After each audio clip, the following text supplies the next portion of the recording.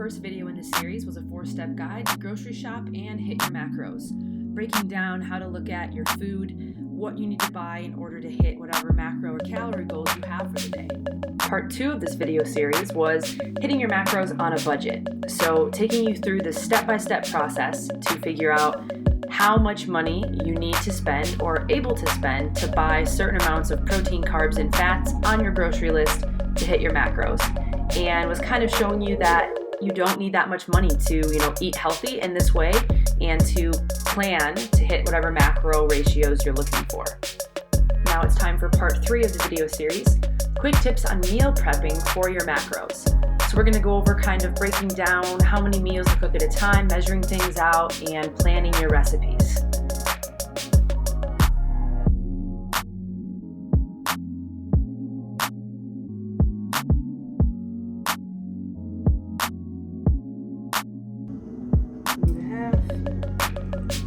Making 1.5. Alright, so a little bit of oil. Not hard to calculate the fat on that. Then I need some egg whites.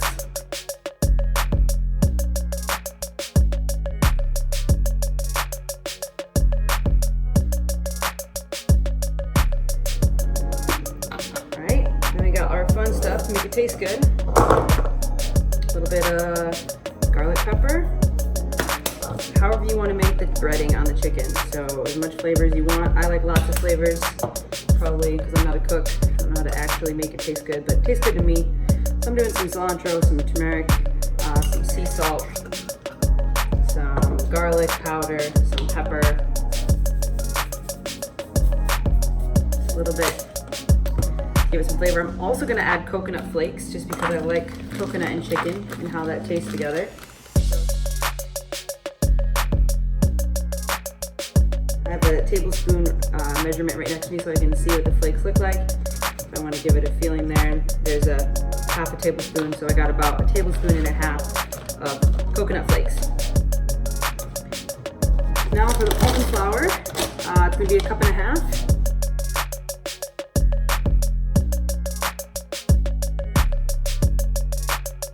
It really soaks up liquids, so let's see how this ends up.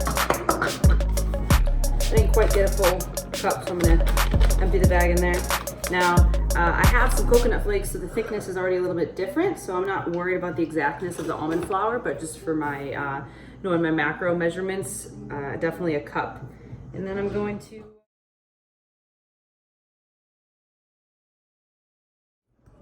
And if you wanted to have a little bit better consistency and stick a little bit more, then you could do egg yolk.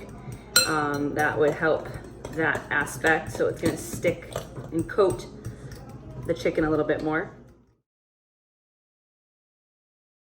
And this takes about, I'm at 4 minutes right now, about 5 minutes, and it's going to make your chicken taste way better, and it's not going to add that many carbs to it. And it's way better than getting chicken tenders or fried chicken from anywhere else because it's homemade and you know exactly what's in it.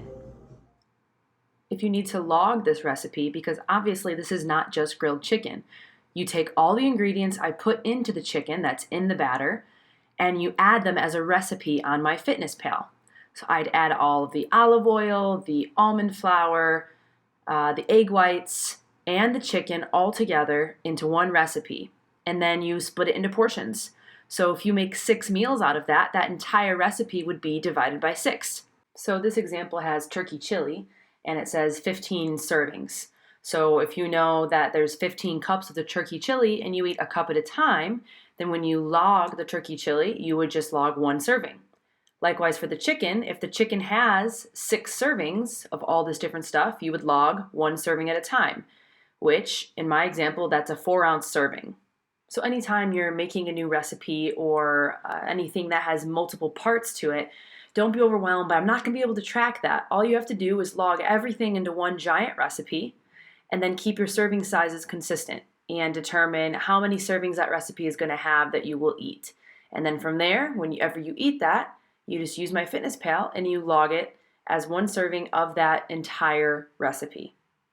Getting back to our chicken that we're making, so you just simply need to batter the chicken and line the pan with the chicken in any orientation you see fit. From there, it's going to cook at 475 for about 20 minutes.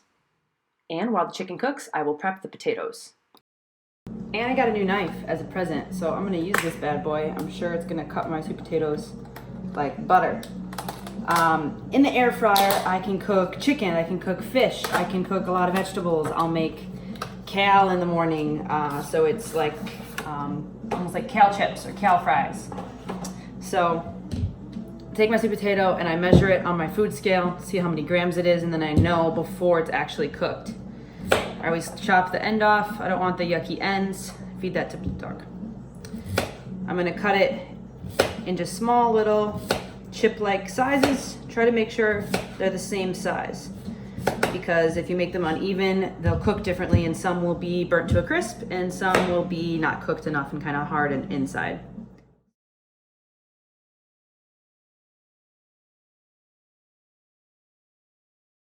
All right, so I have all these wonderfully cut pieces, and I'm gonna take them and put them in a bowl with some olive oil so they get evenly coated.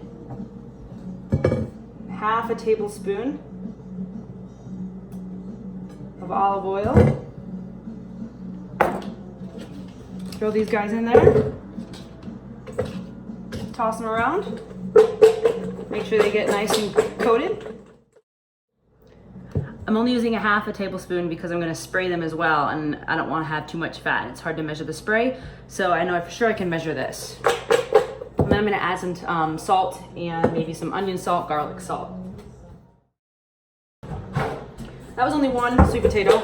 I'm lazy, so I like to cook as much as possible at one time. So I'm definitely going to cook up or chop up another one. This is going to be more than one serving, obviously, so I'm going to add some more olive oil again, half a tablespoon. Air fryer, and on it has a fry setting, so that's that, and it says it's for 400, and then it's going to cook it for 15 minutes. So open this up. It's pretty big. There's lots of different sizes. I used to have a smaller one. I got a bigger one. I'm going to spray it with some olive oil, and then I'm going to throw them right in there. Olive oil sprays, there's a lot of ones out there. This is probably more of an off-brand because it has some soy lecithin in it and some other stuff, so it doesn't foam up when you spray it.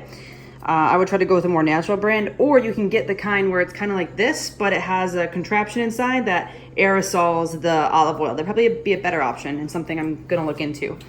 15 minutes, they'll be done. I got my chicken that we did earlier, and it is getting a little crispy. Not too bad though. Want to make sure it's nice and cooked. A lot of egg white and raw chicken in there.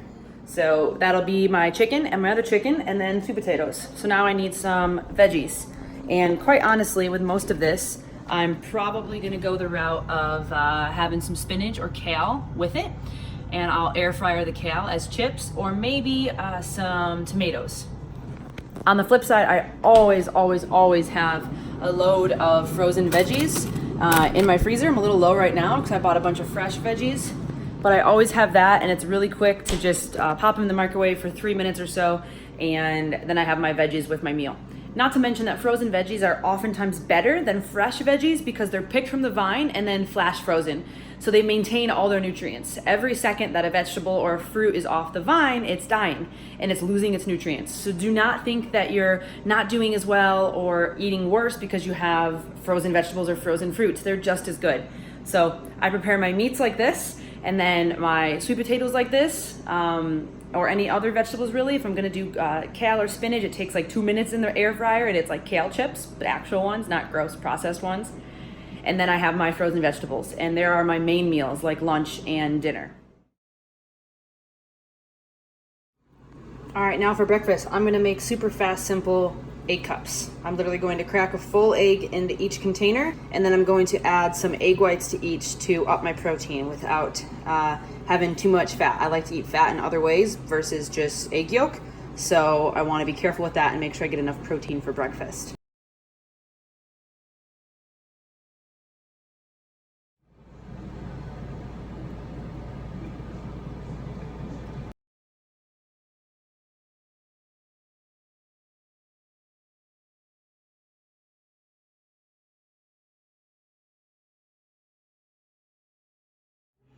So when it comes to measuring out your food, you have a food scale, you want to put something in So the food in something, so it's not awkward. So if this weighs 2.2 ounces, when I put it on the scale, it says nothing because I tared it out. That's like zeroing it out. All right, so let's make the chicken and sweet potatoes and measure them out for the week.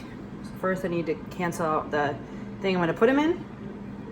Now I'm gonna put as many ounces of sweet potatoes that I want, but I like to do them in grams. So 0 grams, and I want about 120 or so grams is going to give me about 25 or so carbs. So if I want about 25 carbs in this meal based on how many carbs I need in a day, there we go, 128. I'll take that. So there's my sweet potatoes. Now I need to cancel that out, make it 0 here.